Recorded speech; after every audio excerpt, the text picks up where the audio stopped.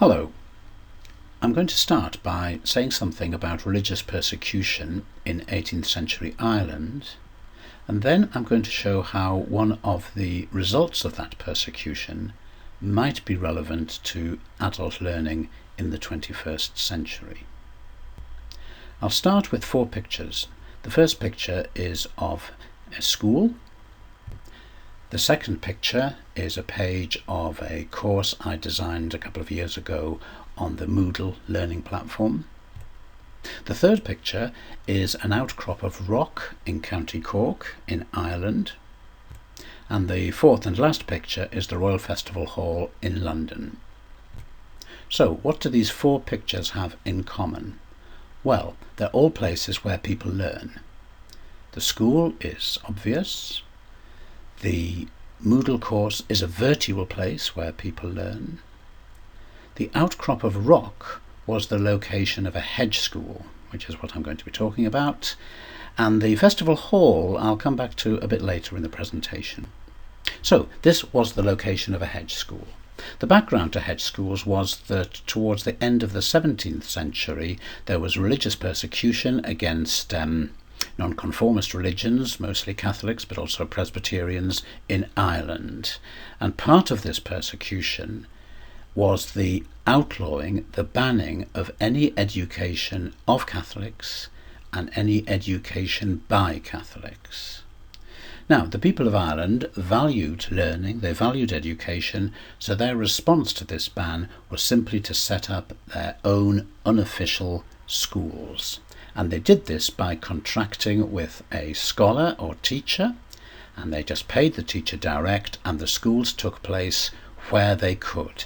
So it might be in the shelter of a rock, it might be in the shelter of a hedge, hence the name, or more usually actually it took place in a barn or an outbuilding. So this is what happened. The government withdrew support for a whole category of education, the education of Catholics and Presbyterians, and this led to the creation of hedge schools. And I want to draw your attention to 3 aspects of the hedge school. First of all, these schools were very much based around the personality and reputation of an individual teacher. Secondly, it was a straightforward example of free enterprise. The learners paid, the learners or their parents, I should say, paid the teacher direct. And thirdly, these hedge schools had no proper premises. You couldn't point to a building and say that's the hedge school. They took place where they were able to. So, that's what happened in 18th century Ireland. The government withdrew support for a whole category of education. The same thing's happening in 21st century, because in 21st century England, the government has withdrawn funding for most post-19 learning apart from what's deemed to be economically useful. So my contention is that this has led to the creation of 21st century digital hedge schools. When I first gave this talk a year and a half ago, I put this forward as being a hypothesis, a vision for the future. But it's actually happening already, colleagues. And here is my evidence. The last 5 programs of study I as an individual have attended. Of these 5, 1 was organised by a local authority adult education service. The other 4 were all hedge schools. In other words, 4 of these 5 were simply individual teachers advertising their services and myself and others paying them directly, and the tuition took place not in a school or a college but on an ad hoc basis just wherever was suitable. That takes us back to the Royal Festival Hall. The Royal Festival Hall is a multiple 21st century hedge school.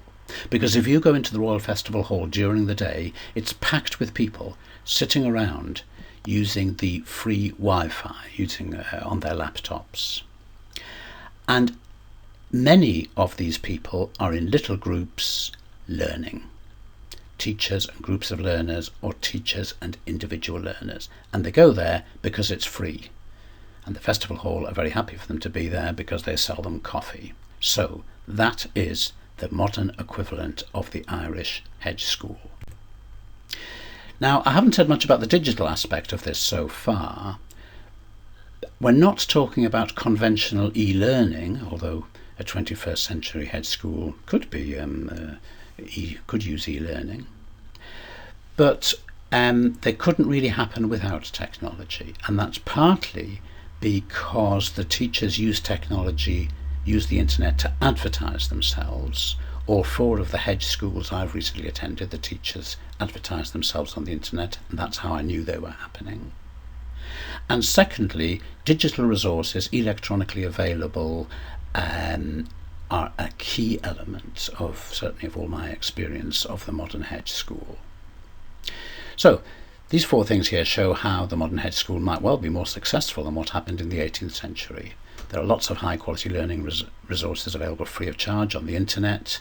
The internet makes communication easy.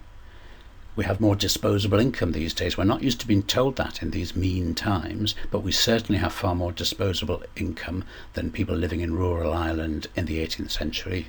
And finally, with the digital hedge school, it doesn't matter if it rains.